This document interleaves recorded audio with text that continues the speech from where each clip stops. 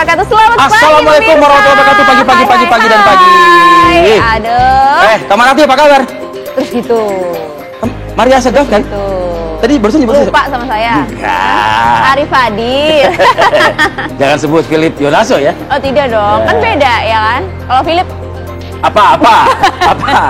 nggak apa-apa. Jangan lanjut rasis aja. dan fisik. Tidak sama sekali. Arif Fadil, astagfirullahaladzim. Ini pagi-pagi belum apa udah bikin dosa akhirnya. Tapi pemirsa pagi ini sehat ya? Itu dia, Mudah-mudahan sehat ya. harusnya. Sesuai dengan pantun kita untuk menyapa kali ini kebersamaan di Apa Kabar Indonesia Pagi ya. Apa tuh? Pagi cerah di Jalan Kuningan. Cakep. Motor lewat, klakson nggak sabaran. Aduh. Rivi dan Ayah sudah siap nih Gan. Bikin pagi kalian penuh kesan dengan ragam informasi terdepan. Wis, mantul. Gak cuma Rivi. Ini kenapa nih? Nih, TV-nya aja ikut tepuk tangan kayak buat Arif Fadil ya. Ikut tepuk tangan Arif Fadil nih ya. Kalau aku juga punya pantun ya kan. Apa tuh pantunnya? Lewat Tebet macetnya nggak sakti. Ya kan, nyalip kanan malah diteriakin. Waduh. Gitu kan. Ayo sis, ya kan, sista kalau ini. Sista. Ayo sis nonton Aki Pagi. Iya. Ayah dan Rivi udah siap memberikan Keren banget. informasi. Keren banget ya pemirsa. kan? Mudah-mudahan semangat kami berdua ini juga menunjukkan juga semangat Anda ya. Nah, seperti biasa di pembukaan kebersamaan kita pagi ini kita hadirkan dulu rangkaian pembukaan nih ya. Ada musibah yang kembali hampir setiap hari ini terjadi dan kami selalu mengingatkan untuk kewaspadaan, kesiapsiagaan, kehati-hatian ya. Apa itu? Kebakaran pemirsa yang masih mewarnai beberapa sudut ibu kota, khususnya Jakarta ya. Ini kali ini terjadi di kawasan padat penduduk Ya. di Tambora, Jakarta Barat, di mana kebakaran ini melanda kawasan pemukiman padat penduduk di Jalan Garuda, Kelurahan Duri Utara, Tambora, dan banyaknya material bangunan yang mudah terbakar. Ini membuat api cepat merambat dari satu bangunan ke bangunan yang lain. Ya dilihat aja, Vi, anginnya juga begitu kencang kan. Iya, Sampai petugas betul. damkar di Tambora ini akhirnya total nih mendatangkan ada 27 unit mobil pemadam kebakaran untuk melokalisir api di sana kan agar nggak meluas. Sama Dan dengan kayaknya warga. padat ya antara satu bangunan Itu dengan dia, bangunan yang lain. karena warga juga khawatir kan, kemudian karena padatnya perumahan di sekitar lokasi tersebut. Aksesnya juga cukup sempit, belum lagi minimnya sumber air begitu ya, hingga kemudian membuat petugas damkar sempat mengalami kendala saat proses pemadaman.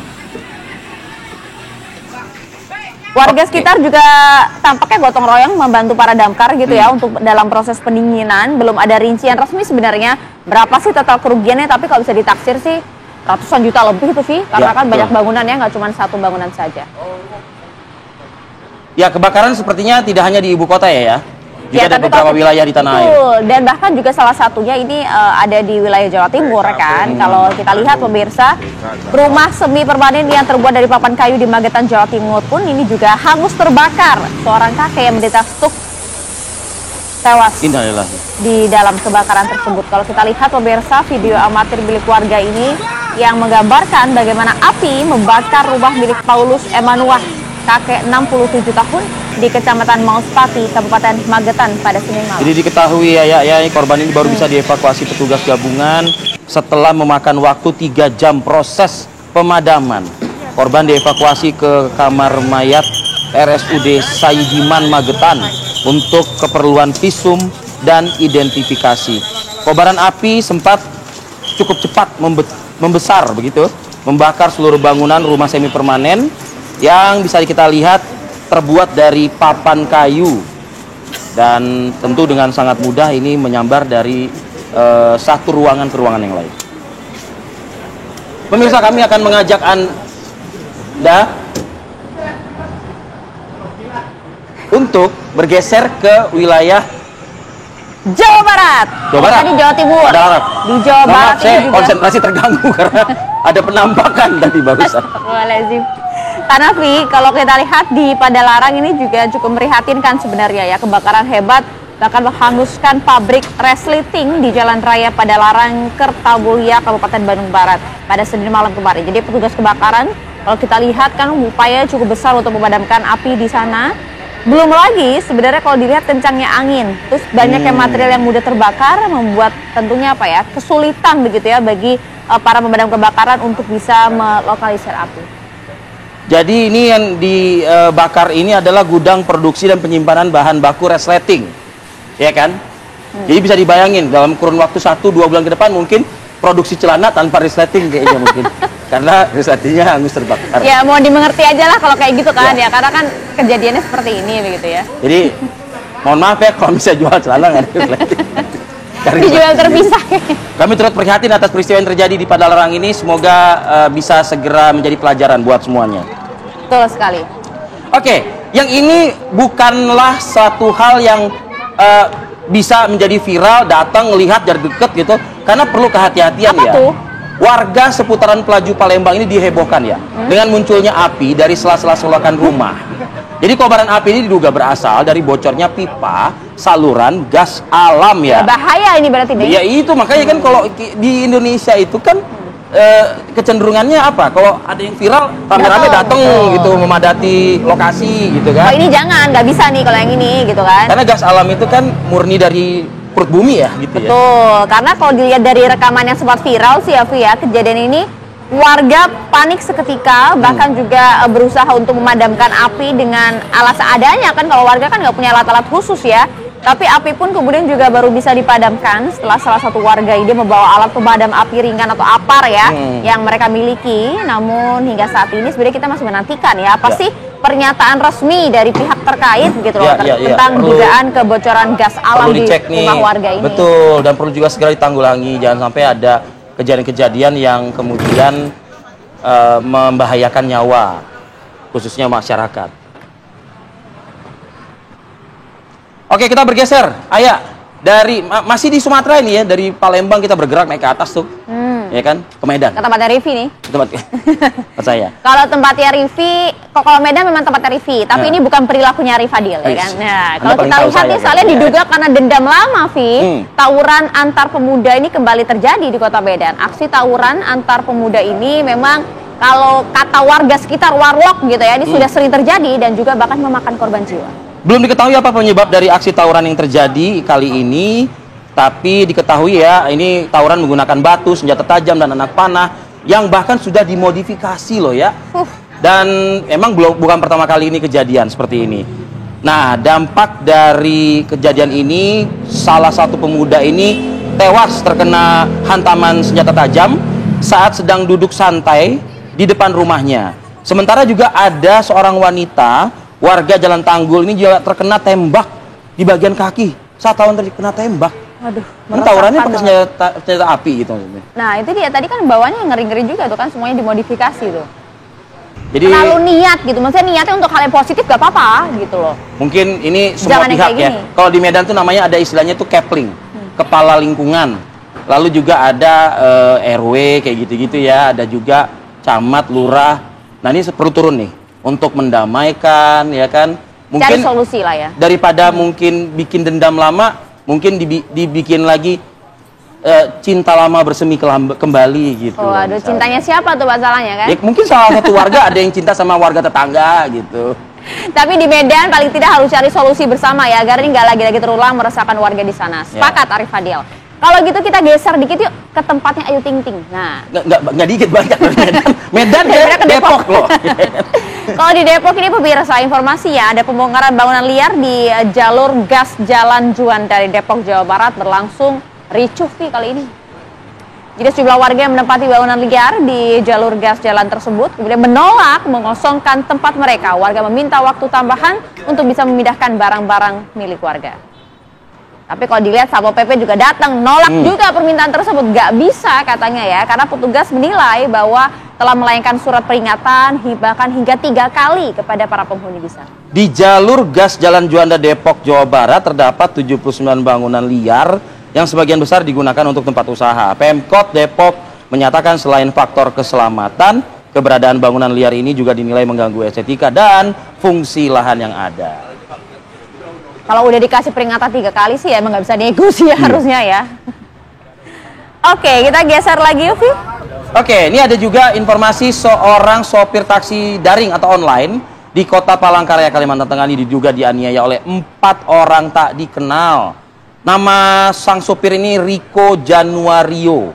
Ya, jadi menjadi korban dugaan sementara ini adalah penganiayaan 2 pengendara motor dan 2 teman lainnya ya yang terjadi pada Minggu dini hari. Korban ini mendapat pukulan dan tendangan secara membabi buta dan sempat kabur menyelamatkan diri. Namun para pelaku terus menganiaya, bahkan juga beberapa pelaku ada yang menggunakan benda keras. Nah itu dia, kan padahal korban juga sudah berteriak minta tolong sebenarnya Vi untuk bisa melepaskan diri dari tersebut, tapi kok nampaknya memang tidak bisa didiamkan begitu Ya lapor aja ke polisi sih, udah ya, udah buat laporan katanya ya. Iya, korban juga udah buat laporan sih, karena dugaannya kan memang penganiayaan ya, jadi sudah dilaporkan ke Polresta Palangkaraya. Oke, apa lagi ya? Kalau yang ini cukup memprihatinkan dan juga jadi kewaspadaan untuk kita semua, terutama untuk warga yang memang berada di wilayah Kalimantan yang memang biasanya mungkin masih banyak tuh buaya-buaya liar di sana kan, Vi. Nah, ini jadi ada seorang nenek di Sampit, Kota Waringin, Kalimantan Tengah yang diterkam buaya saat mandi di sungai. Waduh. Jadi tanpa kadang aling-aling gitu ya, peristiwanya langsung dialami oleh korban Nur Sehan, nenek berusia 62 tahun pada Senin dini hari. Pada saat korban menuju ke tepi sungai Mentaya di Desa Bagendang, Permai, Kecamatan Mentaya Hilir Utara di Kabupaten Kota Waringin Timur. Jadi diketahui ini saat korban akan kembali ke rumah, seekor buaya berukuran 4 meter menerkam korban. Bahkan menyeret korban sejauh 6 meter, dibawa lagi ke tengah sungai. Korban sempat berteriak minta tolong, melepaskan diri dari gigitan buaya. Korban berhasil lepas dari gigitan buaya dan ditarik anak korban ke daratan. Korban akhirnya mengalami luka parah di bagian tangan dan saat ini sudah mendapatkan perawatan medis. Kemunculan buaya di Sungai Mentaya sekitar pemukiman Desa Bagendang Permai kerap terjadi. Sementara kasus serangan buaya merupakan ini sudah kali ketiga terjadi di Kota Waringin Timur dalam 6 bulan terakhir.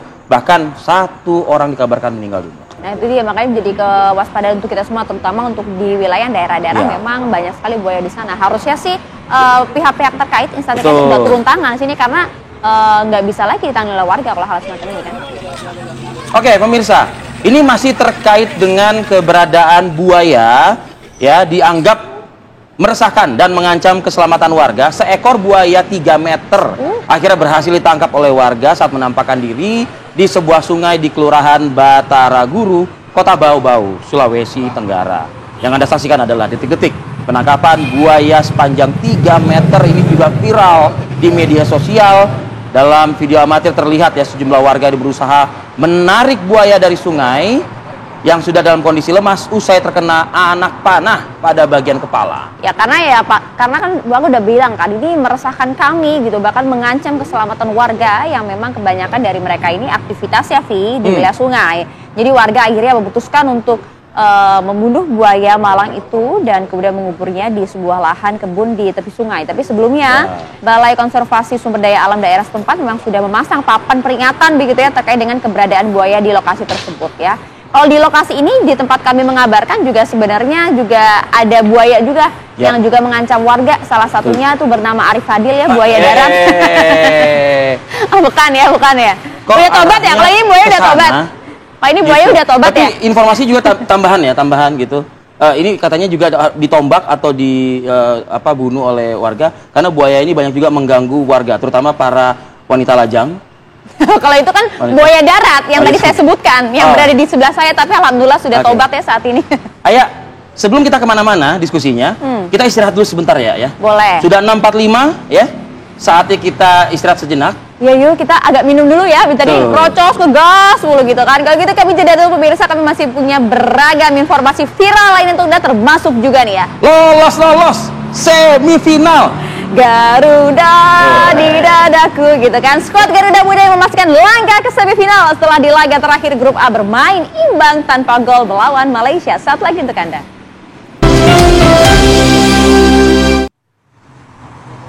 Anda kembali di Apa Kabar Indonesia Pagi pemirsa. Kami hadirkan informasi sejumlah ojek online, taksi hingga kurir online yang melakukan aksi unjuk rasa di kawasan Jalan Merdeka Selatan. Di mana demonstran bertajuk Revolusi Ojol 217 ini sebagai tindak lanjut atas tuntutan, ada total pada tuntutan di 20 Mei lalu ya yang tak kunjung mendapatkan respon dari pemerintah. Jadi diperkirakan ada sekitar ribuan driver ya yang menyampaikan aspirasi dalam kondisi yang berlangsung damai. Pengemudi ojek online berunjuk rasa ini juga berasal dari berbagai wilayah di Jabodetabek. Tuntutan utama adalah penurunan tarif aplikator menjadi 10%. Lalu ada tuntutan lainnya yang diperjuangkan yaitu penerbitan payung hukum transportasi online, pengaturan tarif layanan makanan dan barang, audit investigatif aplikator, hingga penghapusan sistem level atau pengkotakan pengemudi. Selain turun ke jalan, aksi juga diikuti dengan pemadaman aplikasi secara massal di seluruh Indonesia sebagai bentuk kekecewaan terhadap sistem yang dianggap sangat merugikan. Pantas kemarin pas mesen makanan ya, keluar tulisannya bukan your food, ya apa namanya, toko Anda sedang mempersiapkan makanan, bukan itu. Pergi keluar sendiri jalan biar langsingan dikit kata Aziz. Kata dia, kurang nih pajaknya, kurang nih gitu ya.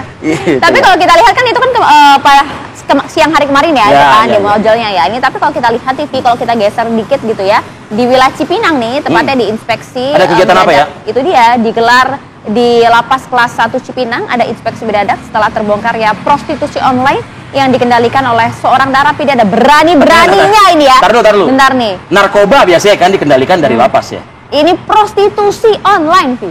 Gimana ceritanya itu ya? Nah ini dia, ini kewanen kalau orang Jawa bilang nih ya, terlalu berani nih ya. Pemeriksaan dilakukan pada setiap kamar dalam blok hunian beserta juga narapidana penghuninya. Ternyata hasilnya, Vi, petugas menemukan ada puluhan unit ponsel beserta dengan aksesorisnya. Tuh. Jadi ini pemeriksaan dilakukan setelah Polda Metro Jaya membongkar dugaan prostitusi online atau Open BO yang dikendalikan salah satu napi inisial AE 40 tahun. Napi tersebut tidak jera meskipun sudah pernah dipenjara atas kejahatan yang sama. Selain melakukan inspeksi mendadak, petugas juga memindahkan 16 narapidana ke Nusa Kambangan. Mereka adalah para napi bermasalah yang harus menjalani hukuman di Lapas Super Maksimum Security Nusa Kambangan. Sudah langsung menetap di Nusa Kambangan begitu ya, dengan memang lapas yang tanpa tedeng aling-aling, maksimum pengamanannya. Oke pemirsa, kita tinggalkan informasi tadi, berlanjut ke kegiatan pemerintah kemarin yang juga sudah di launching, yaitu Koperasi Desa Merah Putih, di mana Presiden Prabowo Subianto resmi meluncurkan kelembagaan 80.000 Koperasi Desa Merah Putih secara serentak di seluruh Indonesia. Peresmian Koperasi Desa Merah Putih secara simbolis dipusatkan di Desa Bentangan, Kecamatan Wonosari, Klaten, Jawa Tengah. Acara ini dihadiri sejumlah menteri, ada Ketua DPR, Ketua DPD, ribuan kepala desa dan juga pengelola Koperasi Desa Merah Putih. Iya, karena Presiden Prabowo juga sempat menyapa ada 103 titik koperasi desa dari berbagai wilayah Indonesia melalui video telekonferensi pada saat itu ya. Jadi keberadaan koperasi desa ini memang diharapkan dapat memperkuat ekonomi desa, kemudian juga mempercepat distribusi pangan, dan tentunya menjadi langkah awal mewujudkan sistem ekonomi Pancasila berbasis kerakyatan. Pada saat ini pun juga Pak Prabowo kan sempat bilang tuh ya soal beras yang dioplos saat ini kan. Tegas nih, usut tuntas. Jadi kayaknya sebetulnya kebijakan yang pro kerakyat itu benar-benar diperjuangkan ya. Sebagai alatnya pihak yang lemah yang merubah kelemahan menjadi kekuatan, selalu dianggap sarana untuk berdaulat, sarana untuk kemerdekaan yang sejati. Karena saudara-saudara sekalian, saya ingin ingatkan, kemerdekaan bukan hanya lagu kebangsaan merah putih, DPR, MPR, dan sebagainya, iya. Kemerdekaan sejati adalah kemerdekaan ekonomi.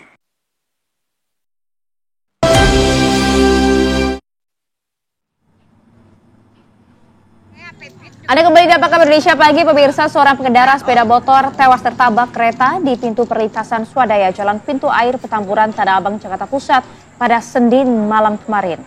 Korban ini, informasinya pemirsa, nekat menerobos perlintasan palang pintu swadaya yang memang sudah tertutup sebenarnya. Korban pengendara ini dinyatakan tewas, diketahui bernama Warnata, 46 tahun, warga Kedung Waru, Gabus Wetan, Indramayu, Jawa Barat. Sepeda motor yang ditumpangi korban nekat menerobos pintu perlintasan kereta dan pada saat bersamaan datang pula kereta komuter lain dari stasiun Tanah Abang menuju Palmerah. Benturan keras pun tak terhindarkan.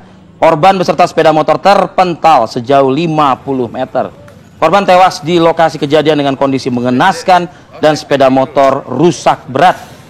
Jasad korban kemudian dibawa ke kamar mayat RSCM Jakarta Pusat untuk keperluan visum. Sepeda motor juga sudah diamankan oleh unit Laka Lantas Polres Metro Jakarta Pusat. Jadi pelajaran lah untuk kita, Via. Iya, betul. Udah tolong Betul, ya. teman waspada, walaupun buru-buru itu paling berapa menit sih? Iya. Oke, yang ini juga menjadi perhatian juga, apalagi dalam kondisi mengisi atau setelah mengisi bahan bakar minyak di stasiun pengisian bahan bakar umum. Nah, ini mobil angkutan umum ini terbakar usai mengisi bahan bakar di SPBU Galuga, Desa Cemplang, Kecamatan Cibung Bulang, Kabupaten Bogor, Jawa Barat. Jadi diduga api berasal dari hubungan pendek arus listrik atau korsleting yang terjadi pada instalasi listrik di kendaraan. Anda melihat rekaman amatir warga yang merekam ya kondisi api berkobar besar dan bisa dikatakan memastikan menghanguskan juga seluruh bagian bodi mobil. Karena kalau dilihat, Vi, memang api ini terlihat menyala begitu ya. Usai kendaraan tersebut mengisi bahan bakar, diduga api berasal dari korsleting listrik di bagian mesin kendaraan. Api kemudian berhasil dipadamkan oleh petugas pemadam kebakaran dengan menurunkan 2 unit mobil pemadam kebakaran. Untuk korban sendiri yang memang mengalami luka bakar serius, ini langsung dilarikan ke Rumah Sakit Umum Daerah Luwiliang dan kini tengah mendapatkan perawatan intensif di rumah sakit.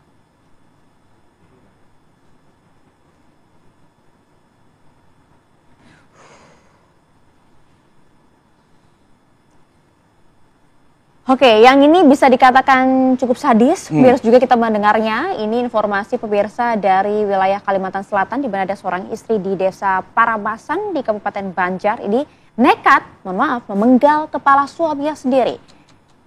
Diduga pelaku ini kerap menjadi korban KDRT sehingga nekat melakukan pembunuhan sadis. Selain pelaku, polisi juga kemudian mengamankan adik pelaku yang informasi memang turut membantu sang kakak. Pelaku dan korban diketahui baru sebulan menikah. Keduanya bahkan sering mengunggah video kemesraan bersama, namun sering juga cekcok. Dan atas perbuatan yang cukup nekat inilah kepolisian kemudian mengamankan ke pelaku dan statusnya saat ini sudah tersangka ya pasti. Dan sudah siap juga untuk menghadapi ancaman hukuman maksimal 15 tahun penjara.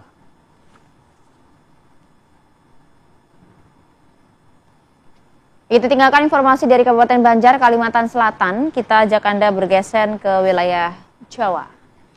Jadi ini ada seorang siswa SMP di Kabupaten Blitar, Jawa Timur, pemirsa, menjadi korban perundungan oleh puluhan siswa lainnya.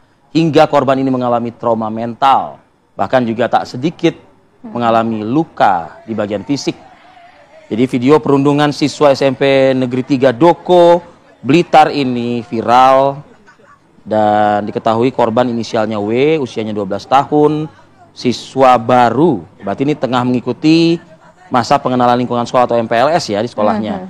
Dari pengakuan korban, jadi bermula saat MPLS, korban dipanggil oleh kakak kelas dan diajak menuju belakang kamar mandi sekolah. Disitulah korban mendapati sekitar 20 siswa lain telah berkumpul dan mulai melontarkan olok-olok secara verbal. Ya, korban juga mengalami kekerasan fisik hingga mengalami sejumlah luka di bagian tubuhnya, Vi, di bagian perut, di bagian dada, bahkan juga di bagian wajah dari korban.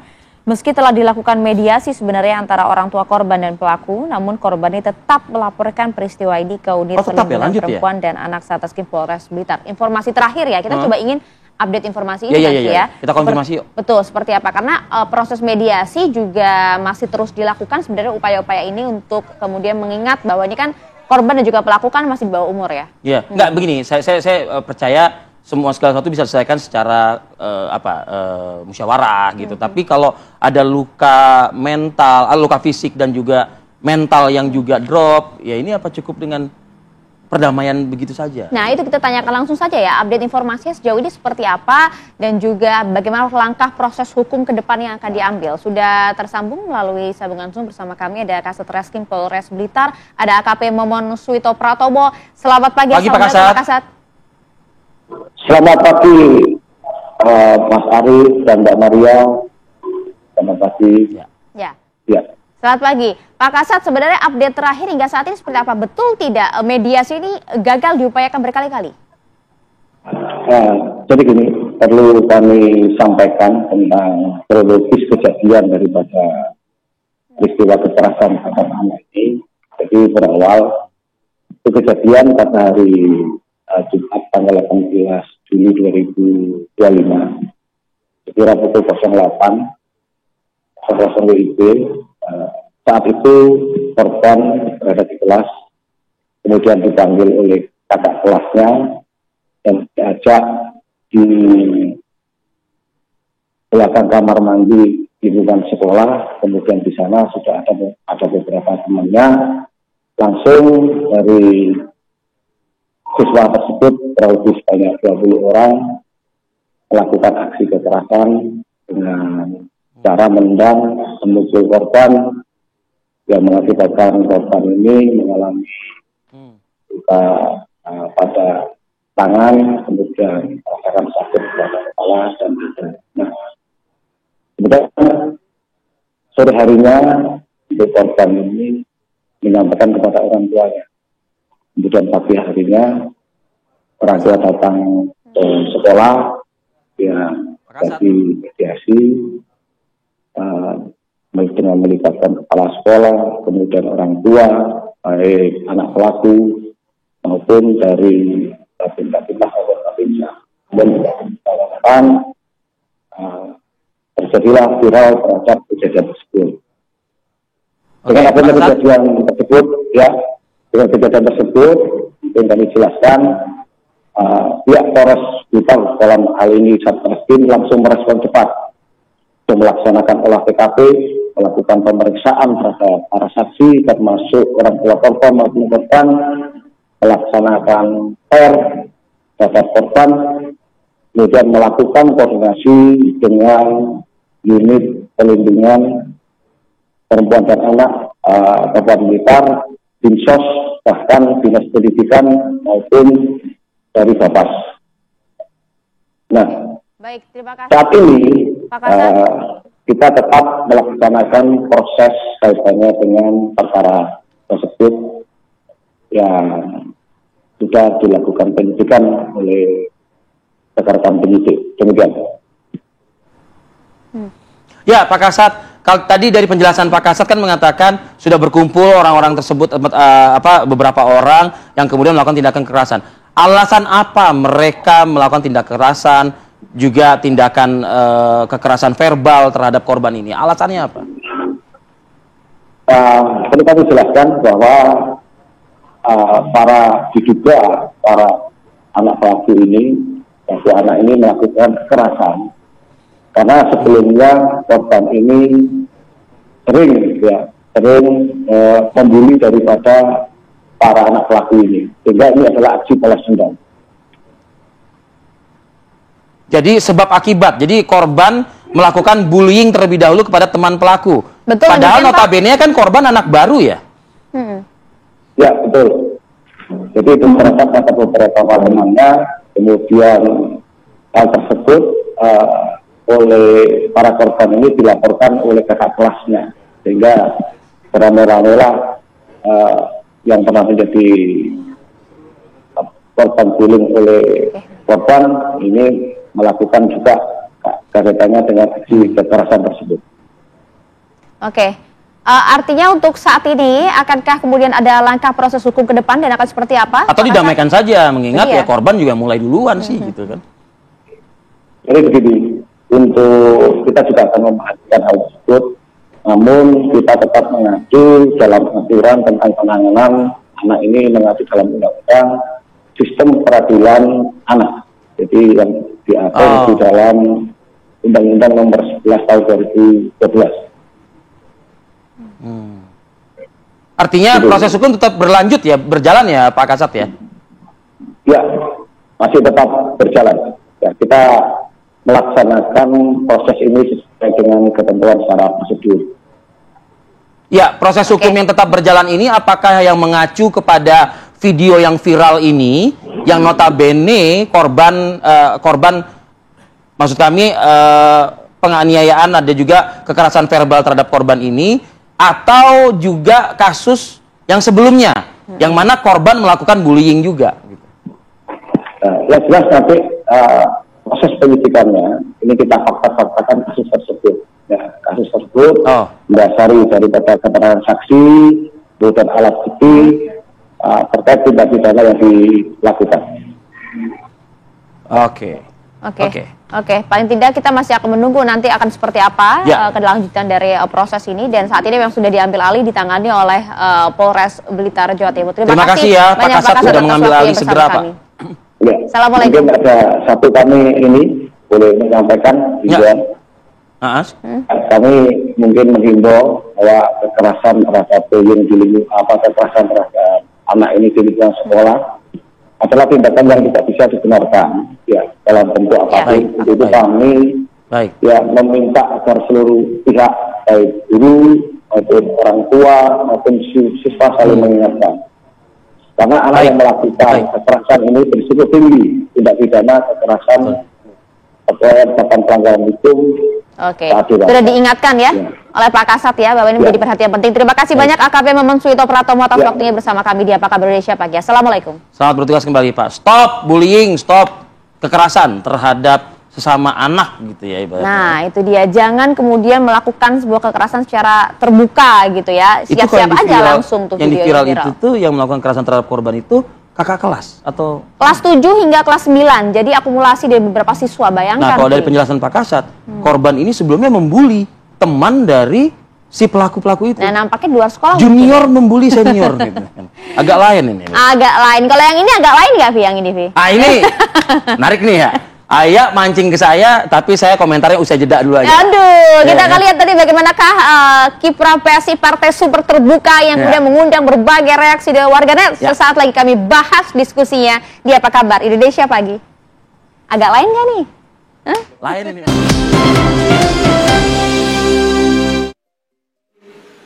Orang menganggap kita masih gajah yang kecil, tapi gajah yang kecil itu tetap besar.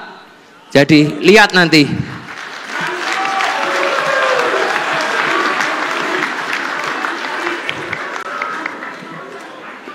...2029 kita akan menjadi partai yang besar.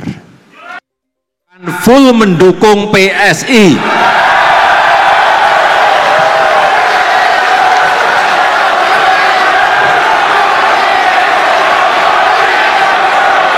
Jokowi, Jokowi, Jokowi, Jokowi, Jokowi, Jokowi, Jokowi.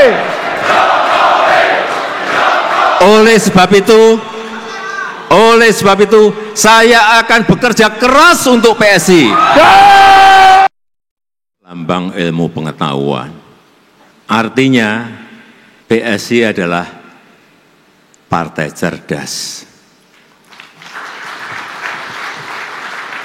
Anggotanya, kadernya adalah kader-kader yang cerdas. Anggota-anggota yang cerdas.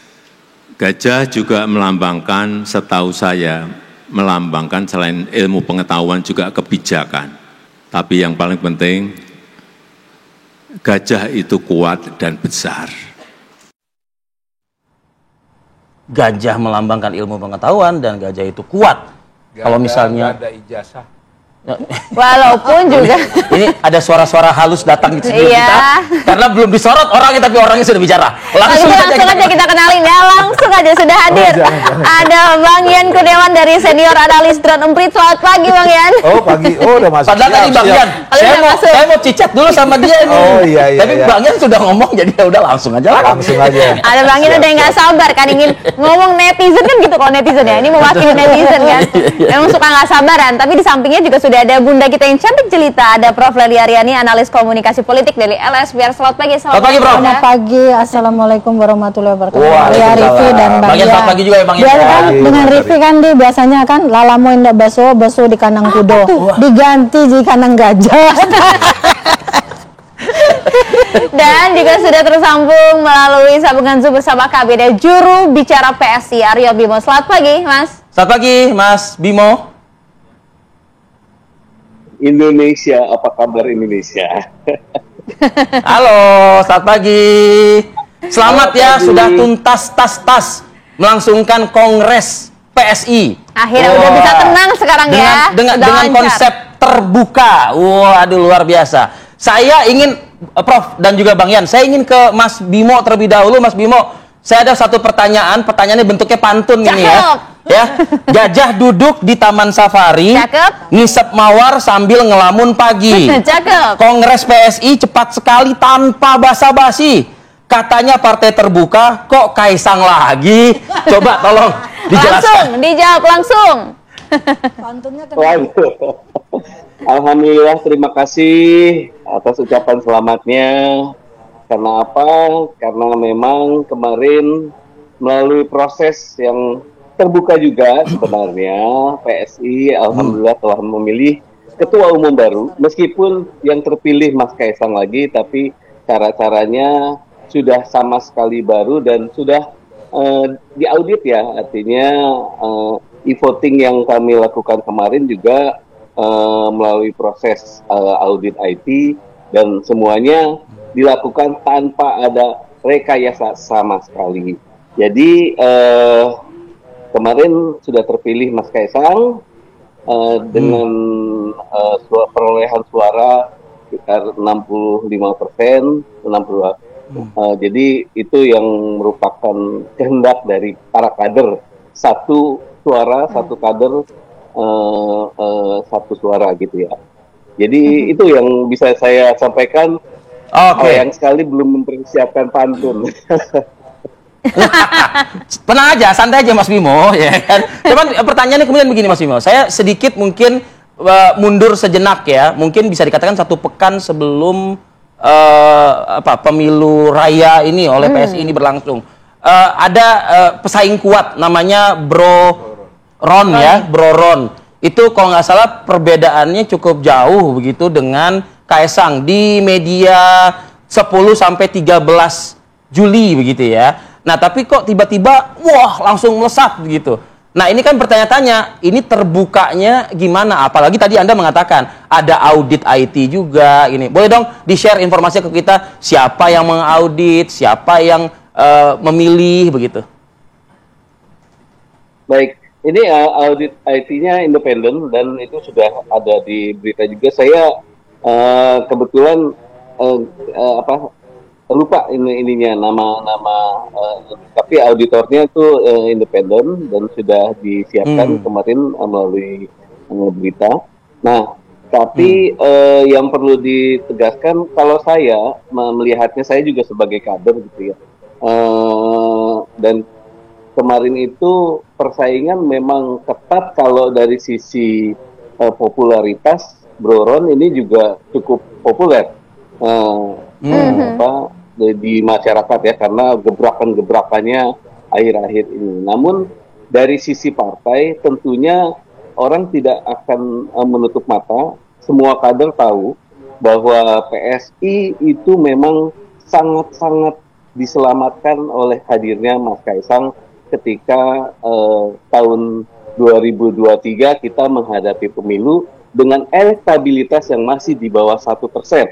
Nah, ketika Mas Kaisang masuk, perlahan itu naik, kami juga mengikuti sendiri, kami merasakan sendiri bagaimana 3 bulan Mas Kaisang bekerja, akhirnya bisa sampai pada saat pemungutan suara itu hampir 3% ya, jadi 2,8%. Itu menurut saya kalau dari sisi kader merupakan suatu prestasi yang belum bisa disaingi oleh siapapun pada saat ini gitu ya. Jadi memang bagaimanapun Mas Kaisang ini punya tempat tersendiri di hati kader. Itu yang terjadi kemarin pada saat kongres. Ya. Oke, punya tempat tersendiri di hati para kader, artinya banyak pertanyaan karena ini bukan politik balas budi begitu kan? Di pemilu kemarin? Bukan. Jadi kita kan memilih suatu ketua umum partai terutama itu adalah bagaimana dia meyakinkan kita atau meyakinkan para kader itu bahwa dia bisa membawa kita ke tempat yang lebih baik, ke posisi yang lebih bagus di percaturan politik di Indonesia. Itu menurut saya yang paling mempengaruhi pilihan kader pada saat ini. Meskipun saya bahkan ya. Gimana Mas Bimo? Silakan lanjut. Bro Ron itu pesaing kuat ya. Bro Ron itu pesaing kuat. Kemudian Agus juga itu Bro Agus itu juga pesaing kuat karena dia punya basis masa yang kuat. Tapi ya kalau dari sisi kader untuk memilih seorang ketua umum ya pastinya dilihat dari apa yang dia telah lakukan untuk partai ini. Nah, ini yang menarik. Sebelum saya ke Prof. Lely dan juga Bang Yan, satu sedikit ke Mas Bimo nih, Mas Bimo. Artinya PSI lebih mementingkan siapa yang menyelamatkan partai di 2024 kemarin ketimbang ya mereka yang dekat dengan masyarakat secara langsung. Kita tahu Bro Ron dan konten-kontennya luar biasa, dekat sekali dengan masyarakat, suara-suara aspirasi dibantu, dibawa ke permukaan dan dipertemukan langsung dengan para pemangku kebijakan dan lain sebagainya. Bukankah partai politik kan harusnya kan suara masyarakat juga yang dibawa? Dan juga dengan tagline kan partai super terbuka, siapa saja kemudian bisa menjabat sebagai elit di PSI. Ini bagus banget, karena apa? Karena kalau dari sisi partai kan sebenarnya siapa nih 2029 yang bisa bawa PSI untuk menjadi lebih besar. Kalau misalnya memang masyarakat itu memang tertarik untuk bisa, kalau gitu saya juga ingin menentukan nanti ketua umum saya siapa di PSI, ya udah masuk aja join PSI. Karena apa? Di PSI kita bisa memilih secara langsung ketua yang kita inginkan untuk memimpin kita nanti. Oke. Sudah dijelaskan secara jelas paling tidak beberapa pertanyaan netizen saat ini yang diwakili Arif Fadil gitu ya dan saya. Tapi gini, Prof. Puaskah seorang guru besar komunikasi politik mendengar jawaban dari Mas Aryo Bimo, juru bicara PSI? Ya. Politik memang seperti itu, Vi. Seperti pantun Rivi tadi yang mengundangkannya, gitu kan, yang cepat sekali, gitu kan. Sebenarnya dalam konteks PS ini tanpa kongres pun kita sudah bisa membayangkan Kaisang akan dipilih. Kok bisa membayangkan? Sebab itu seorang Pak Jokowi di Solo pernah mengatakan partai ini akan super terbuka, katanya. Iya. Kita membaca banyak partai setelah reformasi. Rivi ingat, ada 158 partai yang dibentuk oleh masyarakat. Karena kesel ya, cuma ada 3 partai politik waktu itu kan. Ya, tersaring oleh KPU 48. Terpilih oleh masyarakat berapa? Di angka 10 kan, cuma ya. Karena masyarakat sebenarnya yang menentukan. Jadi pertanyaan Rivi yang terakhir tadi bagus sekali. Seorang Mas Bron gitu kan, sama Mas Broron, Mas Bron aja lebih muda. Sama Sang, sama Mas Kaisang gitu. Nah, Mas Kaisang itu dia kan 2 fenomena yang berbeda sebenarnya. Yang satu modal sosial, yang satu modal politik. Nah, seringkali modal sosial pasti dikalahkan oleh modal politik. Yang satu relasinya ke masyarakat, yang satu relasinya ke patron. Nah, dinamika antara patron sama si klien kebanyakan dimenangkan oleh yang punya relasi patron. Itu dalam politik. Jadi tanpa harus kongres pun sebenarnya kita membayangkan Kaisang ini juga akan menang gitu. Jadi ibaratnya seperti ada tamu, saingan atau lawan yang sebenarnya udah kamu maju aja deh supaya jangan terlihat bahwa sebenarnya dia tidak punya lawan.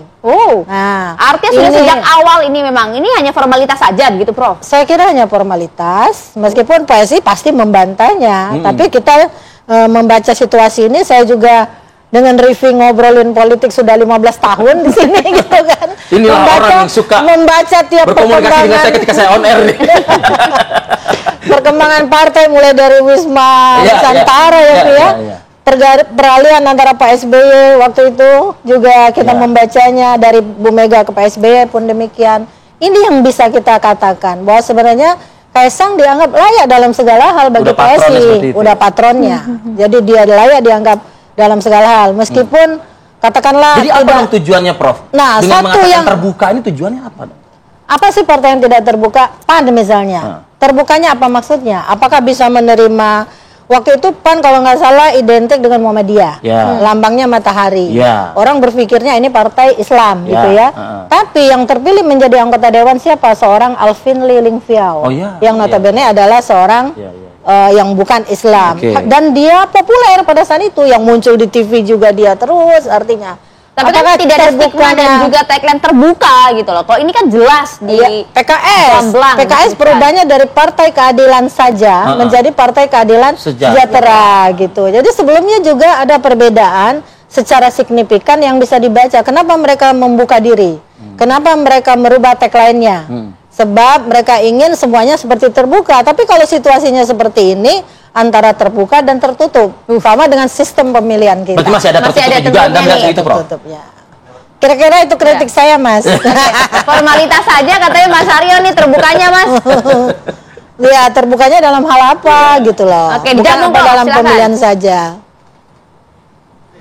Baik. Terima kasih Prof atas kritiknya. Kami akan terus berkembang, tapi untuk saat ini yang bisa kami lakukan adalah membuka seluas-luasnya partisipasi bagi terutama kader-kader kami untuk bisa memilih secara langsung. Itu yang mungkin saya percaya yang baru melakukan itu adalah PSI. Dan apalagi yang melalui e-voting, melalui cara yang seperti cara kami, yaitu anak-anak muda yang ingin semuanya itu terbuka, artinya bisa di audit, bisa dipertanggungjawabkan, dan kalau misalnya kekuatan politik, tentu saja Mas Kaisang, Bro Ron, dan Bro Agus kemarin itu melakukan lobby-lobby ke bawah atau ke kader masing-masing ya. Tapi kalau misalnya pilihan itu benar-benar tidak bisa dipungkiri. Misalnya saya kasih ilustrasi saja di Jawa Barat itu dengan jumlah pemilih terbesar, Bro Ron itu mendominasi. Bro Ron itu mendominasi dan menang tipis ya atas Kaisang. Tapi ketika bicara nasional itu Mas Kaisang yang menang ya. Jadi itulah yang terjadi kemarin, dinamikanya saya kira cukup menarik, dan terima kasih atas kritikannya. Kami akan terus berkembang. Tapi memang agak unik ya, Pi. Sebentar. Ini kalau tadi Mas Bimo mengatakan terima kasih ke Prof Lely ya kan, atas kritiknya. Nah, persiapkan diri Anda, Mas Aryo Bimo, untuk mendengarkan kritik dari warganet yang akan disampaikan oleh Bang Yan. Bang Yan, usai jeda Bang ya, waktunya biar panjang nih. Kita tahan dulu ya, setelah kami kembali untuk Anda. Siap-siap ya.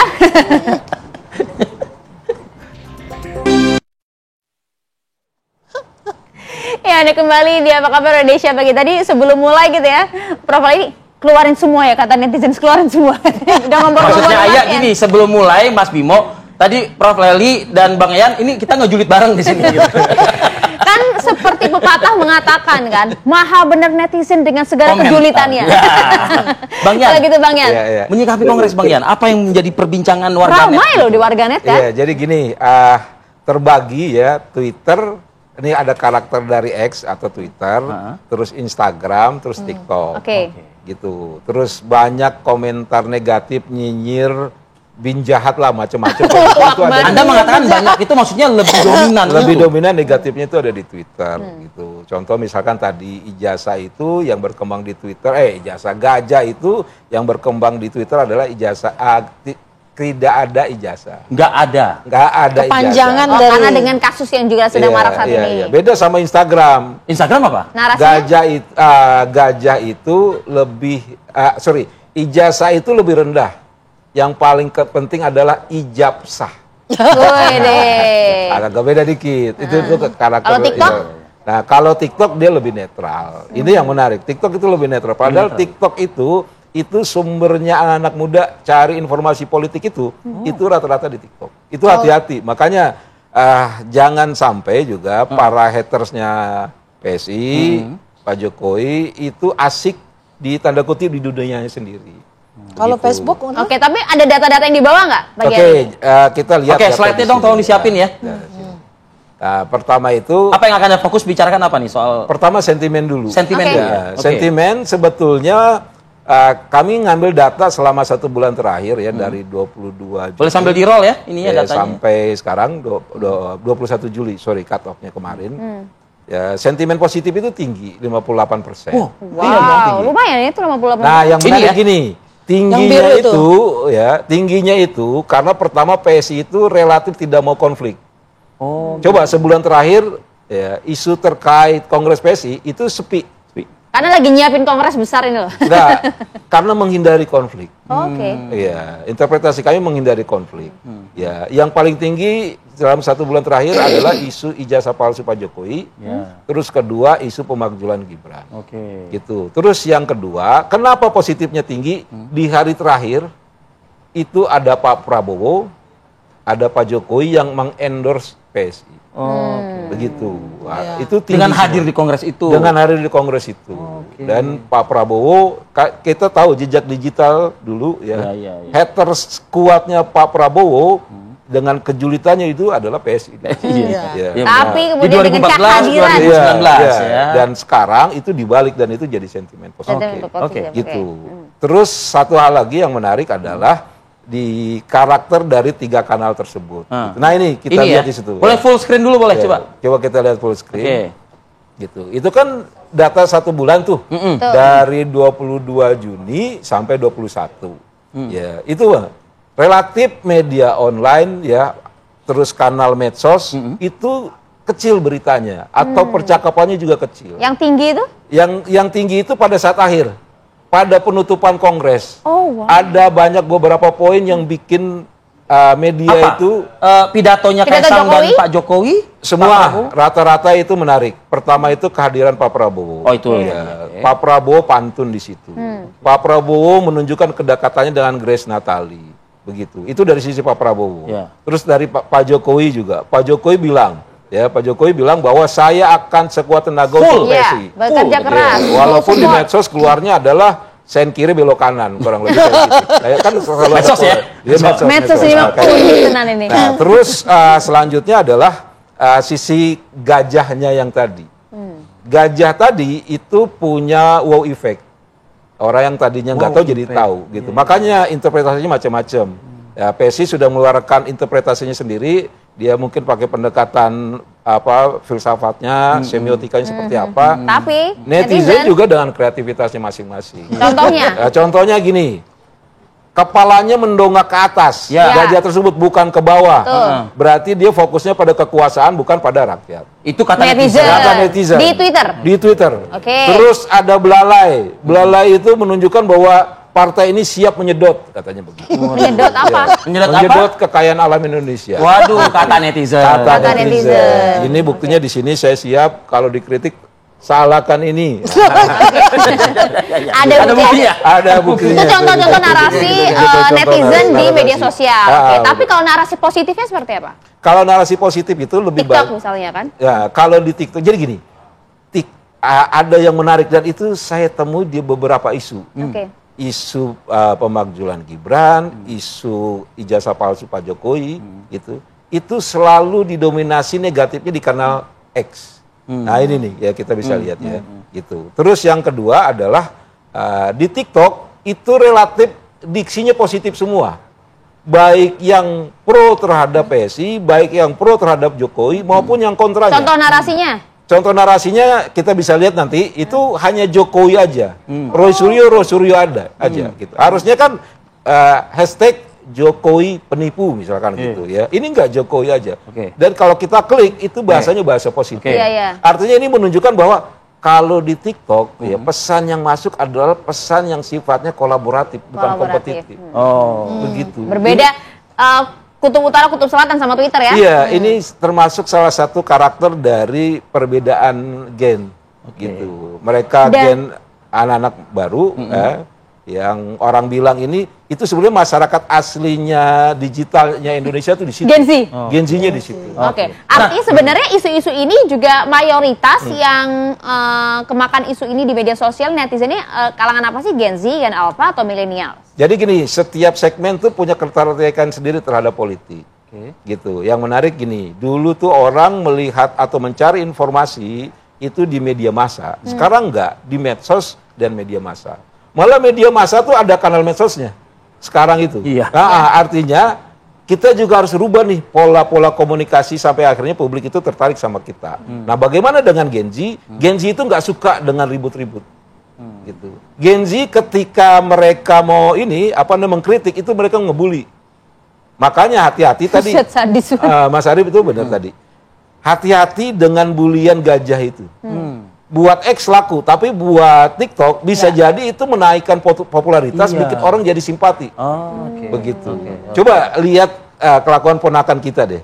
Cara mereka, ini orang asik apa enggak adalah dengan ngebully gitu. Terus kedua, lu asik. Dia puas di situ Nah, gitu ya, kayak ibaratnya gitu. ya. Nah, untuk PSI ini yang sudah melangsungkan kongres ini, dia heavy-nya di mana? Di platform mana? TikTok kah, X kah, Instagram kah atau apa? Kalau di zaman Pak Jokowi itu banyak jawara-jawara PSI. Ya. Sekarang relatif nggak ada. Relatif nggak ada ya? Nggak ada. Berarti engagement kurang. Itu nggak main lagi di TikTok, ya kan? Raja Juli juga sepertinya memang strateginya mereka. Strateginya mereka. Mereka menghindari tengkar narasi. Mereka masuk sekarang di kanal-kanal yang lebih kolaboratif. Untuk menaikkan itu tadi ya. Mas Bimo, itu bisa dicek sama Bapak PSI. Silakan Pak. Betul tidak? Ini memang strategi PSI begitu ya? Ya, PSI kan memang sesuai dengan transformasi yang dilakukan dengan merubah logonya juga. PSI ini sekarang memang makin kalem, ya, seperti gajah juga. Jadi apa yang menjadi kritik kita sudah biasa dari dulu, dari pertama kali didirikan PSI itu selalu mendapatkan kritik, selalu mendapatkan nyinyiran, selalu mendapatkan bahkan fitnahan. Misalnya partai 0, gitu. Pada dasarnya kita nggak pernah 0. Dalam pemilu pertama kita dapat 1,89, pemilu kedua 2,8. Tapi masih selalu disebut 0, dan kami belajar untuk terus menerima kritikan itu sebagai sesuatu yang membangun, menyemangati jiwa kami. Nah, pada saat ini memang PSI lebih kalem ya dibandingkan masa-masa dulu. Kami juga umurnya kan bertambah ya. Para penggawanya tadi yang sudah di dalamnya itu juga bertambah, anggota-anggota baru masuk juga, itu merupakan suatu perkembangan yang kami nikmati sampai sekarang, dan kami menyadari bahwa itu mengubah juga perilaku medsos kami gitu ya. Meskipun kalau saya sih melihatnya ya kita tetap aktif dimanapun di semua platform. Lebih kalem, tapi kayaknya nampaknya abis ini akan ngegas parah nih kan? Mas Kaisang kan bilang sudah ada pakikan keriak keras 2029 itu dia. Kayak gitu ya Mas Bimo? Ya, betul. Jadi kalem bukan berarti tidak melangkah, tidak bergerak ya. Kami bergerak dan seperti gajah juga ya. Kita sekarang lebih berhati-hati kalau misalnya itu kan gajah itu sangat-sangat peduli sama lingkungan, peduli sama sekitar, jangan sampai dia menginjak makhluk hidup lain, jangan sampai dia itu menyakiti. Injak mobil orang aja. Itu yang kalau di medsos. Ya. Ya, tidak hanya orang ya, artinya semua lingkungan kita perhatikan, artinya di medsos ataupun di dalam kehidupan yang sebenarnya kita menjadi lebih bijaksana. Karena itulah yang menjadi filosofi gajah yang kami anut. Dan ini baik Mas Bimo. Sepertinya ada satu pelajaran yang diambil oleh PSI dalam pergerakan mereka di medsos. Jadi isu ijazah palsu itu sebetulnya kan ada 2 chapter. Chapter pertama itu chapter waktu di 2022. Itu waktu itu ingat nggak Bambang Tri sama itu kan berarti udah lama. Yang kedua itu diinisiasi oleh kadernya PSI, Dian Sandi. Dia posting ijazah. Itu yang upload pertama kali. Ya, upload pertama kali, dan itu membesar. Begitu masuk Bang Rismon di situ dengan forensik digitalnya tambah membesar. Bisa jadi karena saya kan dari luar, ngamati dari luar. Itu mungkin jadi salah satu pelajarannya besar, PSI. ya? Makanya tadi dibilang tidak lagi aktif di media sosial itu. Begitu.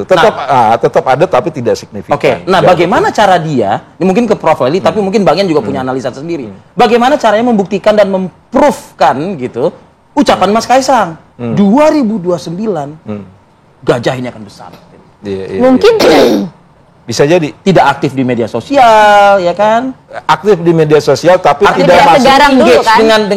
dengan netizen gitu. Jadi gini, sepertinya PSI itu lumayan paham dengan karakteristik media sosial gitu, bahwa pengguna nanti terbesar itu adalah anak muda. Gitu. Kanal X ini sebetulnya kanalnya orang-orang kritis, terus kedua berumur, segmented gitu, lah ya, segmented begitu ya. Nah, mereka sasarnya itu di Instagram, di TikTok, itu ya. Facebook enggak? Tinggal. Jadi Cek begini misalkan, kita punya Facebook ponakan, banyak, masih ya, banyak. ponakan kita main Facebook enggak? Enggak. Ponakan kita main apa? TikTok. Iya. Kayak gitu. Mereka sasarnya ke situ. Jadi memang menghindari konflik karena itu ciri khas dari netizen di sana ya. Tapi ingat bahwa politik selalu membutuhkan tengkar narasi. Bagaimana pola tengkar narasi mereka, dan itu akan jadi pertanyaan selanjutnya. Karena di isu ijazah palsu itu betul-betul menurunkan reputasinya Pak Jokowi. Iya. Dulu SBY menarik itu, nih, Prof. ya mohon maaf sedikit lagi. Dulu Pak SBY, ini kan kita apple to apple ya, Pak SBY dengan Pak Jokowi gitu, 10 tahun. Ya. Pak SBY di sisa akhir masa jabatannya itu ada pola yang soft landing. Ya. Ingat Shame on You SBY dulu, itu tinggi betul. Shame on you. Tapi ketika selesai beliau pamitan, langsung tuh publik ucapan terima kasih. Delete gitu ya. Tapi Pak Jokowi enggak. Bukan julid nih kok. Pak Jokowi enggak. Pak Jokowi bukan soft landing, mau turun, dia take off lagi. Ya, hard landing. Enggak hard landing, dia turun sebentar, dia naik lagi. Menyambung itu tadi kan, bahwa kemudian reputasi Pak Jokowi kalau menurut pandangan banyak di netizen gitu ya, di media sosial memang menurun dengan kasus ijazah palsu ini. Tapi apakah kemudian kehadiran Pak Jokowi kemarin, Prof. Lely, di Kongres PSI dengan kalau saya catat ada 2 kalimat penting gitu ya. Saya akan full mendukung PSI, saya akan bekerja keras untuk PSI. Ini menunjukkan bahwa saya punya kendaraan politik, PSI itu Jokowi, Jokowi itu ya PSI gitu. Oke, 2024 kebaca nggak semua tagline PSI? PSI Partai Jokowi. Oh iya. Iya kan? Baliho, semua caleg dari PSI menuliskan tagline itu. Tapi bisa nggak tembus parliamentary threshold? Kan tidak, gitu kan?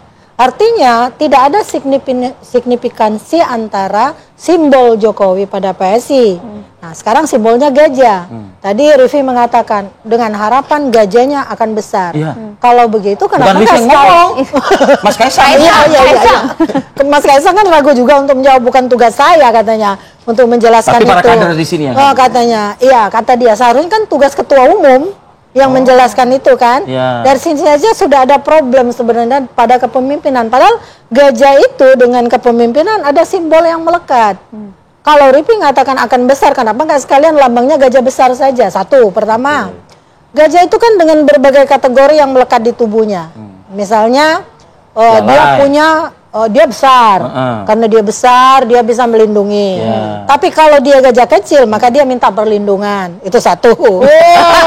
Simbol komunikasi yang kedua, gajah itu kan punya mata yang kecil. Meskipun badannya segede rumah ini pun dia tetap kecil. Gajah Afrika itu bisa tingginya 5 meteran, lebih besar dengan gajah Asia, beda kan? Mata yang kecil itu menunjukkan seorang pemimpin harus fokus pada apa yang dia sampaikan, dia narasikan, dia komunikasikan, dan pertukaran pesan politiknya. Tapi mulai terpilih saja Kaisang udah nggak fokus untuk menjawab soal gajah aja, dia udah nggak fokus. Itu. Kemudian gajah itu punya perut yang besar, gitu Pi. Tadi dengan segala simbol, dengan saya kebetulan pengguna Facebook juga nih Bang, harusnya Mas Bang juga meneliti. Karena pemilih yang terutama pemilih pemula, bukan hanya milenial. Pemilih pemula itu ada juga dari kalangan pensiunan TNI, pensiunan polisi yang seumuran dengan kita-kita ini loh Bang. Nah, dan mereka turut menentukan peta suara itu sebenarnya. Artinya dengan simbol perut yang besar itu segala hal bisa ditampung, baik dan buruk. Dan bisa meaning apapun. Iya, tapi pada akhirnya kembali pada PSI, bagaimana mereka mengelolanya kan. Semua yang sudah masuk ke perut dikelola dengan baik, dimanajerialkan. Gitu. Silakan Mas Bimo, tanggapan Anda Mas Bimo, terakhir. Baik, interpretasi terhadap simbol gajah PSI itu macam-macam. Apapun itu ya Mas Bimo ya. Ya, kalaupun dicari referensinya kemana-mana, saya juga baru sebagai kader itu akhirnya mencari gajah itu apa sih ininya, apa filosofinya dan sebagainya, dan ternyata bagus-bagus semua. Jadi saya pikir ini merupakan pendidikan yang bagus juga untuk netizen, kader terutama ya. Ini untuk melihat sebenarnya di balik pemilihan sebuah logo atau simbol dari partai itu pasti ada alasannya. Dan alasan-alasan inilah yang kemudian kalau misalnya diulik secara kolaboratif, dan tadi saya menyambungkan dengan apa yang ingin kita lakukan di medsos juga, kalau misalnya kita kolaboratif menanggapinya, nggak nyinyir dan sebagainya, ini pasti akan menimbulkan hikmah baru, pengetahuan, wawasan dan sebagainya. Jadi saya pikir dengan adanya logo ini luar biasa positif sebenarnya untuk masyarakat untuk bisa melihat sosok baru dari sebuah partai politik yang ingin lebih maju, lebih terbuka lagi dan ingin memperlihatkan kebaikan-kebaikan dari Gajah. Ya saya pikir itu. Oke. Kita tunggu kiprahnya seperti apa PSI ini. Satu aja, Pi. Kan simbol negatifnya. Gajah di seberang mata, gajah di depan mata tidak kelihatan. Gajah di pelupuk mata. Di pelupuk mata, tapi di semut di seberang lautan bisa kelihatan. Artinya mereka tidak bisa melihat kesalahan diri sendiri. Dan banyak sekali gajah yang kalah oleh semut. Karena semut masuk ke telinganya, dia nggak bisa ngoreknya. Itu yang kan? Manusia. Gajahnya baik loh. Iya. Oke, Mas Bimo, kalau saya membuka dengan pantun, nutupnya juga dengan pantun. Apa tuh? Ke Ciawi beli pisang. Cakep. Sukses PSI, selamat bertugas Mas Kaisang. Terima kasih Mas Bimo. Terima kasih Bang Yan. Terima kasih banyak. Karena kami harus jeda dulu. Sejeda kami akan menghadirkan pemirsa bagaimana kemudian kiprah dari Basarnas Manado yang hingga saat ini masih terus mencari 2 korban hilang dalam insiden kebakaran kapal KM Barcelona di perairan Pulau Talise, Minahasa Utara. Sesaat lagi untuk Anda. Terima kasih, Prof.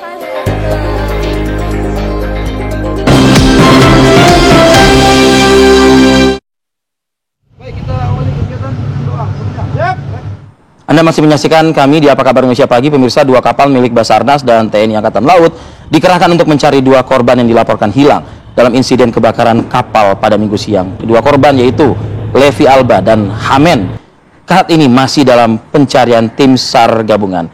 Dari data yang dirilis Basarnas, jumlah korban yang berhasil dievakuasi 571 penumpang, termasuk 14 ABK dan nakoda kapal.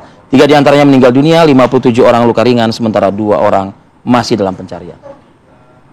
Langsung saja kita akan update informasi ini. Sudah tersambung melalui sambungan langsung bersama kami ada Kakansar Manado, George Mercy Randang. Selamat pagi, Bapak. Pagi, Assalamualaikum. Pak Kakansar.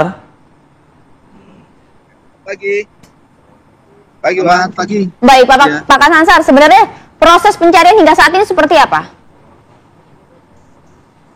Iya, hingga pagi hari ini operasi SAR hari ketiga terhadap kecelakaan kapal KM Barcelona 5 saat ini sementara berlangsung dan pencarian masih kita fokuskan di daerah titik di seputaran Pulau Bangka dan Pulau Gangga serta perairan Talise. Dan tim SAR gabungan tentunya sambil melakukan searching di daerah search area, kami juga menyesuaikan dengan SAR map prediction di mana objek yang diperkirakan bergeser. Kita menggunakan sistem aplikasi pasang surut dan tentunya menyesuaikan dengan data arus ya, di mana objek kemungkinan bergeser. Dan yang terpenting kami juga bersinergi dengan instansi terkait ya, terutama dari unsur TNI Polri maupun dari Provinsi Sulawesi Utara dan Minahasa Utara, bagaimana ada aparat-aparat desa, Babinsa ataupun masyarakat, kelompok nelayan yang terlebih dahulu melakukan pencarian atau pertolongan awal, yang kebetulan mereka beraktivitas tidak jauh dari lokasi kejadian sehingga respon time-nya cukup baik. Dan kami tentunya pribadi ya mengapresiasi dari pihak Basarnas, mengapresiasi atas niat baik ya, kepedulian dari kelompok nelayan yang luar biasa ya, karena mereka merasa ini adalah bagian dari mereka juga untuk membantu. Mereka secara spontanitas melakukan evakuasi dan korban ini dibawa di beberapa titik ya, dibawa ada di Serai, Pelabuhan Serai, di mana tempatnya Bakamla. Ada juga yang dibawa ke darat, yaitu di daerah Bangka maupun Pulau Gangga dan Talise. Nah, ini yang tentunya kita harus rangkul lagi untuk menyamakan data korban sehingga tidak ada miskomunikasi terkait dengan permintaan dari masyarakat, jumlah ataupun korbannya dibawa kemana. Dan semua sudah disatu padukan, diambil alih oleh provinsi, korbannya dibawa ke rumah sakit mana saja dan Kabupaten Minahasa Utara untuk sebagai penanganan awal. Demikian. Oke. Baik, kendala apa yang dihadapi saat ini mungkin ya kan pencarian masih dilanjutkan lagi pada pagi hari ini melihat alutsista lengkap, peralatan juga memadai. Cuaca berpengaruh tidak? Ya, untuk kendala saya kira itu dinamika di lapangan ya. Namanya untuk operasi SAR itu biasa ada namanya alam ya. Kita harus menyesuaikan arus ya, gelombang. Tapi ya puji syukur ya di daerah seputaran Bangka dan seputaran Pulau Gangga, Talise ini berapa hari belakangan ini cukup teduh dan arusnya pergeserannya juga agak tidak terlalu cepat sehingga proses pencarian yang membutuhkan tentunya tenaga yang cukup banyak itu juga kita informasikan ke kelompok nelayan. Mereka juga ikut ambil bagian dalam searching atau di dalam pencarian itu.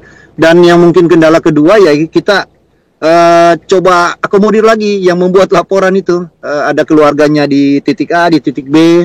Kita tampung semua di posko terpadu, posko pengaduan ya di Likupang agar tidak ada informasi yang kita tidak tangani. Jadi semua kita tangani, kita terima dan kita rilis, publikasikan agar satu suara tentunya datanya. Karena ada yang beredar ya kita tidak permasalahkan, namun kita coba tampung dan kita cross check siapa yang pemberi informasi dan mohon untuk mungkin ada informasi terbaru kita coba tracking di mana sumber-sumber informasi itu agar kita bisa melakukan penyelamatan lebih cepat. Karena kita tahu bersama pada saat awal evakuasi ada berapa titik kumpul evakuasi korban yang dibawa oleh kelompok nelayan maupun kapal-kapal gabungan, unsur SAR gabungan dari Basarnas dan mungkin TNI Polri, ya dari pemerintah kabupaten maupun pemerintah provinsi, kelompok nelayan. Nah ini kita coba tampungkan, demikian. Oke, cuaca mendukung, semoga proses pencarian juga bisa berjalan dengan lancar. Terima kasih banyak Kak Kansar Manado, George Mercy Randang atas waktunya bersama kami di Apa Kabar Indonesia Pagi. Selamat pagi. Kami ikut membantu doa dari sini ya. Oke. Pasti. Selamat bertugas. Dan kita akan jeda dulu sejenak pemirsa. Kami akan mengajak Anda untuk melihat secara langsung pasca kejadian ledakan tabung gas 12 kg di Duren Sawit, Jakarta Timur yang melukai sejumlah orang, bahkan satu harus mendapatkan penanganan medis dan juga menghancurkan kabarnya ada 2 bangunan rumah ya. Kita akan lihat secara langsung nanti bersama dengan rekan kami Syahda Yostisa dari TKP. Tetaplah bersama kami.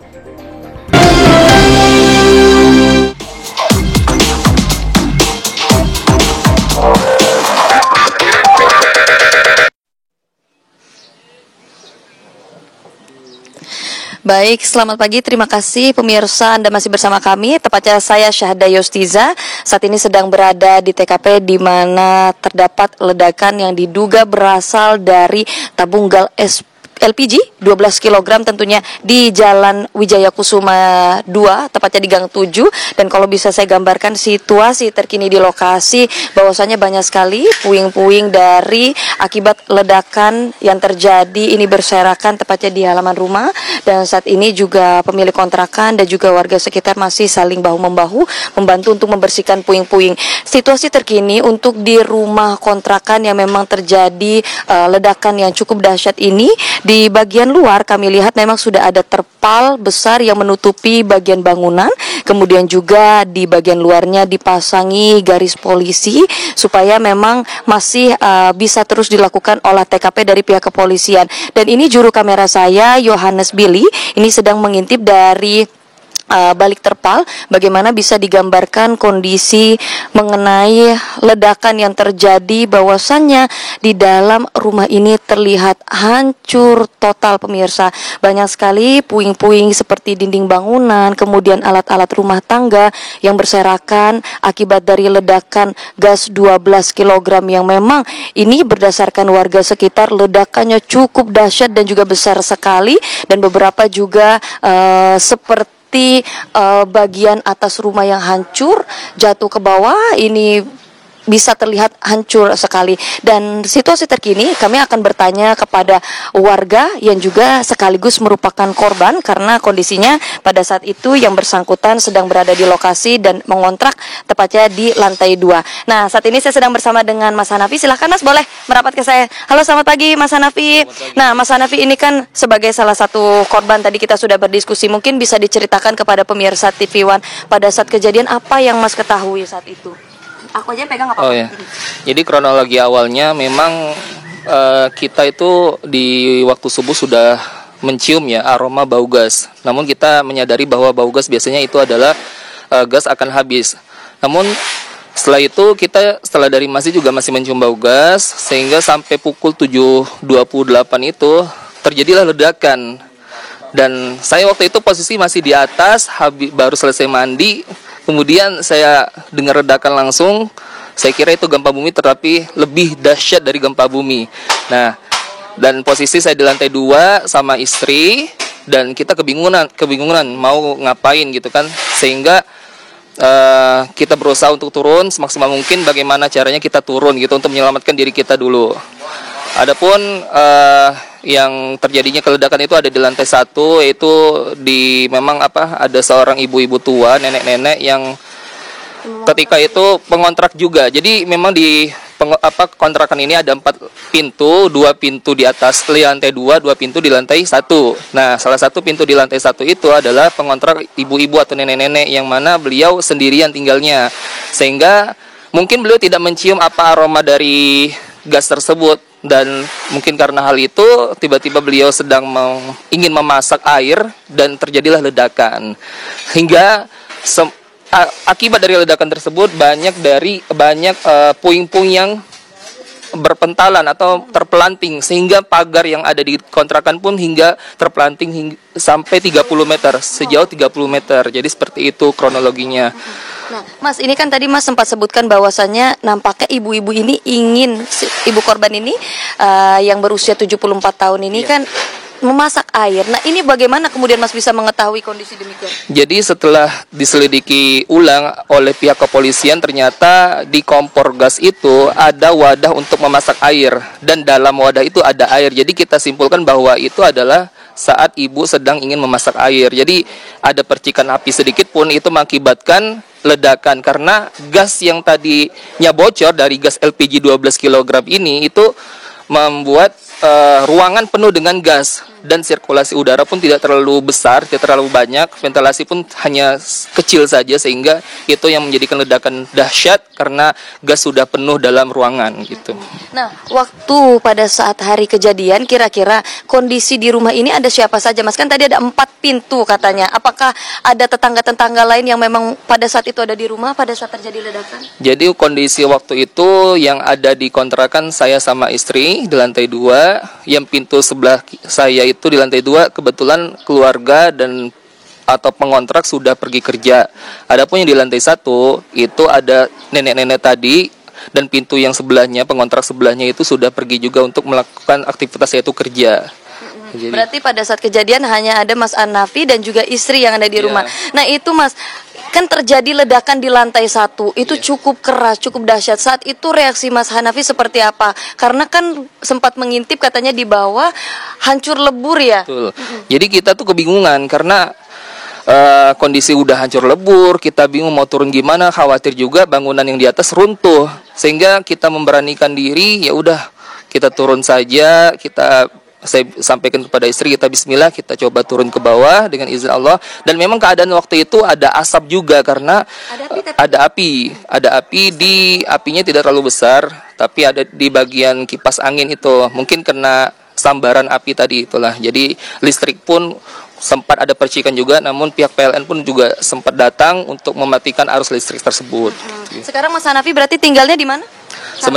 Sementara ini saya tinggalnya di kosan teman saya, adapun istri saya titipkan kepada saudara ipar istri. Baik, diturut berduka ya Mas ya. Berarti barang-barang juga masih ada beberapa yang di dalam ya? Betul, baik. Terima kasih. Belum sempat dikeluarkan karena masih ada kepolisian yang harus melakukan olah TKP seperti itu ya. Baik. Terima kasih banyak Mas Hanafi atas informasinya. Yaitu tadi dia pemirsa bagaimana kami juga mengulas kronologi dari keterangan salah satu korban yang saat itu berada di lantai 2. Memang untuk sejumlah barang-barang juga masih ada di dalam seperti tadi yang kamera saya ambilkan gambarnya dari dalam. Beberapa barang-barang masih berada di situ dan memang informasinya pada hari ini dari pihak kepolisian tentunya juga melibatkan Puslap 4 Mabes Polri akan tiba ke sini untuk melakukan olah TKP kedua untuk menyelidiki penyebab pasti dari terjadinya kebakaran. Dan sementara untuk korban bernama Ibu Is berusia 74 tahun saat ini sedang melakukan perawatan intensif di Rumah Sakit Islam tepatnya karena mengalami kondisi luka bakar yang cukup parah.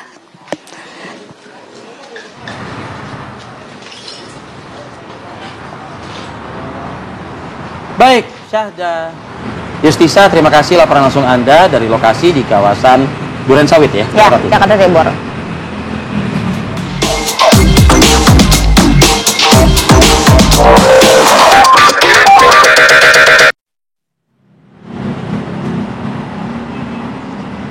Oke pemirsa, kami akan jeda dulu, kami akan hadirkan informasi cukup penting viral-viral lah kami hadirkan di yang geleng-geleng kepala. Itu dia, salah satunya yang bikin geleng-geleng adalah Stadion Pakansari Bogor dijadikan tempat tidak senonoh pada malam hari. Kami hadirkan informasi saat lagi ya.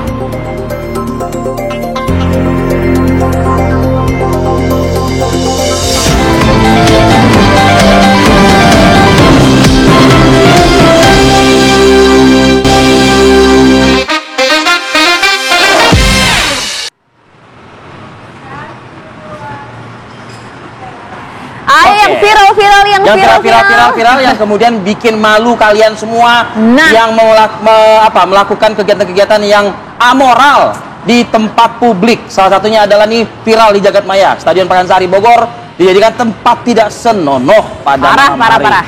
Kita terima kasih ya sama perekam, yaitu influencer pengendara motor trail yang kemudian mengangkat ini ke publik sehingga ya biar tahu malu lah gitulah pesannya. Itu dia, tapi tetap kami akan samarkan gambar di layar kaca Anda karena kan tidak senonoh untuk disaksikan, tidak nyaman juga untuk dilihat ya. Jadi perekam ini tampak sedang melintas ya via, kalau kita lihat pakai motor trail gitu kan sambil menyalakan lampu depan saat merekam mereka. Jadi warga dan netizen pun mengecam gitu ya tindakan tersebut, namun belakangan video viral tersebut dipastikan tidak benar dan hanya dibuat untuk kepentingan konten semata. Hal ini disampaikan oleh PLH Kasatpol PP Kabupaten Bogor, Anwar Anggana, yang merespon beredarnya video tersebut. Monggo warga dari Stadion Pakansari di sekitar Pakansari menyampaikan faktanya. Ini benar apa enggak sih sebenarnya? Gitu kan. Sekarang jangan saya mikir gini ya. Ada nggak sih orang bikin konten tapi bikin malu juga? Saya rasa enggak lah ya, gitu loh mungkin. Karena kalau lihat dari penerangan aja lampu nggak ada kan di situ kan. Oke. Kita lanjut ke viral berikutnya nih. Ada seorang siswa SMP di Kabupaten Blitar, Jawa Timur menjadi korban perundungan oleh puluhan siswa lainnya hingga mengalami trauma mental dan luka fisik. Kita lihat video amatir cukup memprihatinkan ini nih.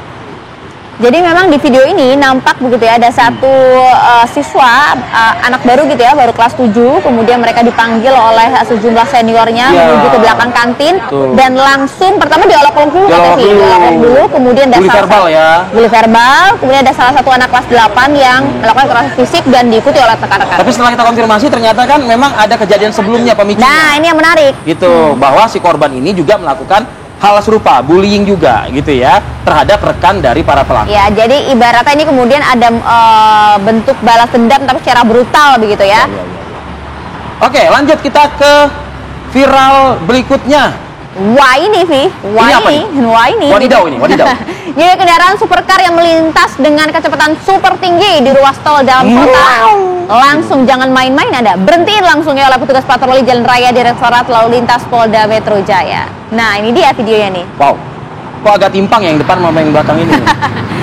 Mentang-mentang mobilnya supercar, memiliki kecepatan cukup tinggi. Jangan main-main begitu. Imbas dari pemberitaan viral ini apa? Apa tuh? Sudah saatnya polisi juga meniru polisi Dubai. Kenapa tuh? Mobil patrolinya Lamborghini. Kata dia nanti salah, ngabisin duit APBN, nanti katanya gitu. Iya juga. Jadi kabarnya tanpa TNKB. TNKB itu tanda nomor kendaraan bermotor ya, yaitu plat nomor. Jadi kemana-mana haruslah lengkap.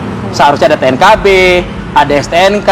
Kalau mau bawa BPKB juga boleh loh sekalian. Nggak ada yang ngasain juga, tapi alhamdulillahnya kemudian sudah diselesaikan dengan secara siapa bilang nggak ada juga ya kan? Ini kan mobil kan supercar kan harganya kan 2 digit M gitu. Pasti. Nah kalau misalnya leasingnya udah nggak sanggup lagi, bawa BPKB juga sekalian. Jangan samain mereka sama kamu, Fit. Oh iya, jangan beda ya. gitu loh, Fit. Mohon maaf ya. Ini bayarnya cash.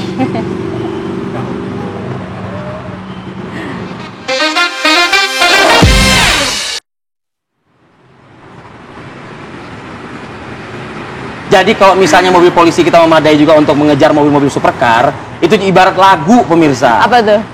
Kok lagu sih? Bukan lagu. Pantun. Bukan. Peribahasa. Judul film kalau salah ya. Kata polisinya begini, kan lewat. Yes. Polisi bilang, kejarlah daku, kau tangkap. Aduh, bahaya banget nih. Iya, kan? Jangan sampai polisi ngucapnya di jalan ya, Iya. tapi harus berhati-hati satu kendaraan, tapi hati-hati juga sekali dengan pola hidup kita sehari-hari. Ini jauh lebih menarik ya. Bahaya juga loh. Usai Apa Kabar Indonesia Pagi hadir Hidup Sehat, Anda mungkin sudah cukup sporty begitu ya. Apalagi padel, sekarang lagi padel. Ya kan? Olahraga. Pola hidup sehat, makanan bergizi. Apakah itu jamin bahwa Anda tidak akan terkena serangan jantung? Ya kan? Nah ini nih akan dibahas. Wah, bahaya juga berarti. Ini kita saksikan Hidup Sehat sesaat lagi usai Apa Kabar Indonesia Pagi. Pagi ya. Kok udah kayak malam aja ya, Vi. Ya, kangen nih, Vi, kangen. Kalau gitu kita berpamit ya. Saya Maria Segam. Saya Rifat, terima kasih, sampai jumpa.